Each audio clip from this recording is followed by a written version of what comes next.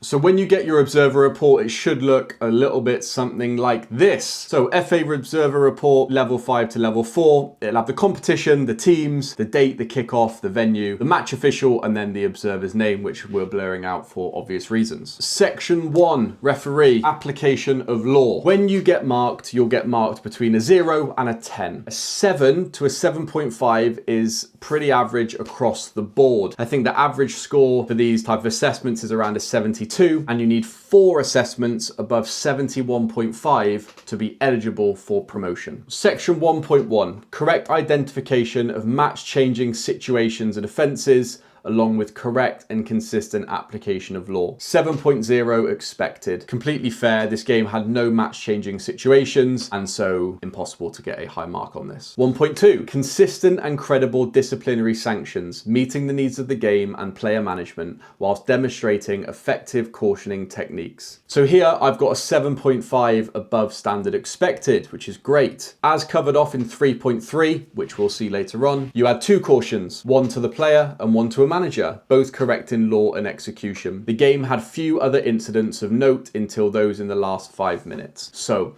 throughout this whole game, there wasn't really much to deal with. A few tackles here and there, but no cautions, no disciplinary action until the last 5 minutes of the game, and we'll go through those examples in a minute. 1.3, demonstrates awareness of when appropriate to use the range of management techniques available before reporting to formal disciplinary action, i.e. step process. Again, 7.5 above standard expected. Happy days. This game was a poor standard on a pitch suffering from the dry summer. You can say that again. The bounce and the player's ability made slick football impossible. You worked hard to allow the game to flow as the players made up for their lack of ability with enthusiasm and respect. Okay, so when you're getting assessed, there are lots of things you now get assessed on, okay? It's not just about cards and key match incidents. As you can see, talking about your awareness of using the stepped approach, so not just chucking out cards when something happens. Can you talk to the player? Can you involve the captain? Can you make a public warning? All these tools that you can use as a referee, and the observer has picked up on the fact that I have done that on a couple of occasions. 1.4 provides leadership to ensure that technical area and touchline occupants behave responsibly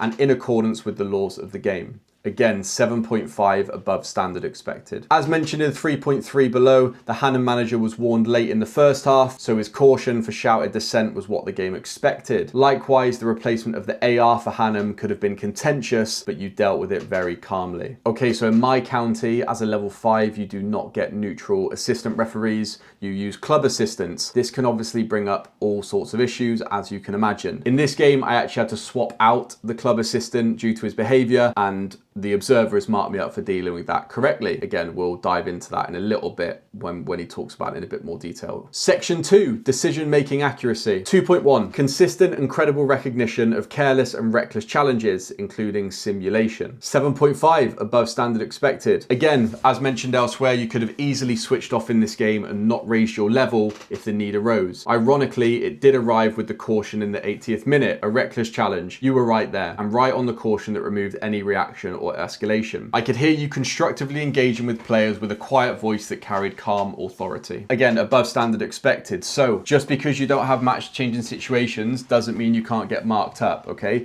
Consistent recognition of careless and reckless challenges, including simulation. And I've got above standard expected, even though we only issued 1 card for the game. And that's because we correctly identified lots of careless challenges in the rest of the game. 2.2, correct recognition and application of the advantage clause in accordance with laws of the game. For example, the non-offending team have a clear immediate attacking opportunity or a clear benefit over the offending team. Expected standard, I didn't have met any situations like this, and so exactly what you'd expect. And then any other situation which has not been included in section 1.1 or 1.2 where law has been applied correctly or incorrectly, expected. Section 3, match control. 3.1, identifies and works with players, not necessarily the captain should conflict arise, managing player frustrations, expected. I did talk to a few players, but it seems that he's marked me up for this in this next section, so we'll read that. 3.2, displays empathy for the game, recognizing recognizing potential threats and minimizes misconduct through effective management. Adapts refereeing style and management to suit the game situations, i.e. temperature, player attitudes, score lines, match demands, etc. This game, as mentioned elsewhere, was tepid, scrappy, and not a great spectacle to watch. However, in my experience, this is just the game where you can switch off and cruise. Then something happens and the game spirals away. You did not switch off and worked hard to keep engaging with the players and keeping good proximity to be credible if the decision came. Getting marks for doing the right things, even if the game is low energy and not crapshoot, basically. So what the Observer has picked up on here is the fact that the game was kind of a nothing game, but that means that sometimes as a referee, you can very easily switch off and stop doing the correct things. But the Observers noticed that I didn't. I stayed close to play, I kept on top of things, and I made sure that that game was not going to spark up and turn into something it didn't need to. 3.3. Effective management of misconduct should it occur, including mass confrontation. This includes using advice from other officials where appropriate to ensure correct formal disciplinary action and restart of play. 7.5 again, above standard expected. The game was a tricky 0-0, with very little of note other than the caution in the 84th minute to the Cribs number 6 for a cynical challenge on the left wing to wipe out a promising attack. You were well positioned and gave a quick expected caution. The Hannam manager then overstepped verbally with clear dissent, shouted across the pitch. I was pleased to see you rightly caution him after a warning in the first half. Really happy with that. And then 3.4, management of player injury, players leaving the field of play, ensuring a safe and sensible return to the field of play, making sure they have no clear impact on active play. Again, this is something I just completely forgot was even in the observation, and the Observer has said you had 3 injuries that required treatment. The first in the 22nd minute to the Hannam number 6. You checked, assessed, and he left the field of play correctly. 3 minutes later, the same player went down again and was substituted. In the 55th minute, you had a head injury to the Hannam number 10. You stopped play, ensured treatment, and restarted correctly with a drop ball, proactive and correct. Brilliant. Happy days. 3.5, effective management of all restarts, particularly attacking free kicks and penalty kicks, in accordance with laws of the game. Standard expected, 7. Okay, section 4, positioning, fitness and work rate. 4.1, demonstrates high levels of work rate, appropriate running including sprinting, moves effectively to obtain optimum viewing angles, works physically hard for the entire duration of the game. 7.0, expected. Again, he's marked me up for my proximity, etc. in the section above, and so can't be marked up for the same thing here, I believe. I'm not sure, don't quote me on that. As we discussed, the potential extra width on some ceremonial restarts will improve your view, especially on the 5 to 9 area. You have more than enough pace and fitness to have an escape zone whilst having a much improved view. It's right. It's something we spoke about after the game, and something I spoke about in the review on Sunday, is from these set pieces, I can adopt a wider position, so I've got a better angle on challenges between the defenders and the strikers, especially from ceremonial free kicks. Totally fair feedback. 4.2, achieves a credible distance from play without impacting play and without invading players' space. Demonstrates the ability to be within proximity of play. Standard expected, easy to switch off in this game, but you worked hard to maintain a good proximity to be credible. 4.3, can demonstrate an awareness of those situations which may lead to a match-changing situation and move into a credible position. Again, standard expected. 7. Finally, we have section 5, communication and teamwork. 5.1, effective, clear and approved signals, use of voice and whistle, arms, signals, etc. 7, standard expected. 5.2, develops and maintains approachable relationships, receptive to appropriate level of interaction with players and staff without threat to match control and or authority. 7.0, standard expected. Displays professionalism, self-control, calm but assertive body language that demonstrates authority and confidence but not arrogance. 7.0, standard expected. And then works effectively with assistant referees, including eye contact, recognizing when to facilitate face-to-face dialogue, provide support when appropriate. My first ever 8.0, outstanding. So why have I got outstanding? You had club assistant referees. One was an official from the away team,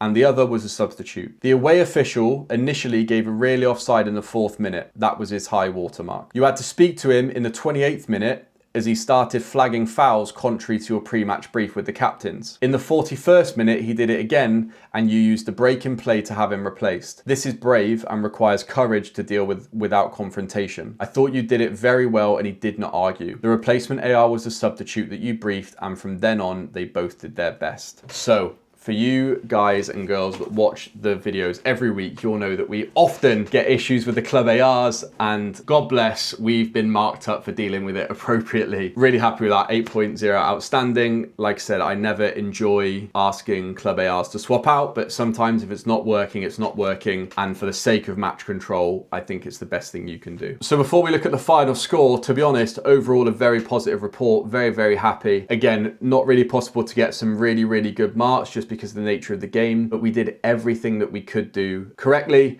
in the eyes of the observer, and so happy days. So let's take a look. Section 1, application of law, we had a mark of 29.5 with a weighting of 6 for a total of 17.7. Section 2, decision making accuracy, we had a mark of 21.5 with a weighting of 6 for 12.9. Section 3, match control, we had a mark of 36.5 with a weighting of 5 for a total score of 18.25. Section 4, positioning, fitness and work rate, we had a score of 21 with a weighting of 5 for a test score of 10.5. And then 5, communication and teamwork, we had a mark of 29 at a weighting of 4.5 for a total score of 13.05, which means we had a total score of, drum roll please, 72.4. Come on. Our last score was a 71.9. This is a 72.4, which I believe gives us an average score of 72.15. I think I'm doing the maths off the top of my head. So currently 0.65 of a mark above what's needed for our level 5 to 4 promotion. I hope that gives you an insight into what it's like to be assessed as a referee halfway through our observations to get promoted. Thank you so much for the support. I'm glad you enjoyed the video. And if you want to watch this full game, you can click right here for the review.